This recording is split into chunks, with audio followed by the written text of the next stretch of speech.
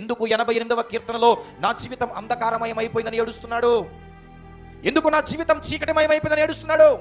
ఎందుకు నా తోటి ప్రజలను సహకరించక నా స్నేహితులను విడిచిపెట్టాలని ఒంటరితనంతో కన్నీరు గార్చాడు అనంటే తన జీవితంలో కొన్ని లోటుపాట్లు ఉన్నాయేమో, లేదా దేవుడు తన జీవితంలో పరీక్షిస్తున్నాడేమో.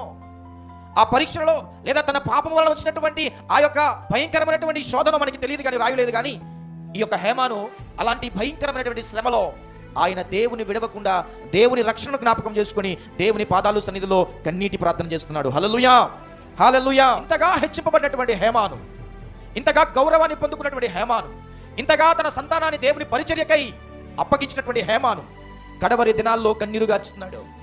ఈరోజు ప్రియ దేవుని సంఘమా, మనకు శ్రమ వచ్చినా ఆశ్చర్యపడాల్సిన పని లేదు, మనకు శ్రమలు రాకపోయినా ఆశ్చర్యపడవలసిన అవసరత లేదు. శ్రమలే క్రైస్తవుడికి పరిశ్రమలు అన్నాడు ఒక భక్తుడు. ఏమన్నాడు? శ్రమలే ఒక క్రైస్తుడికి పరిశ్రమలు.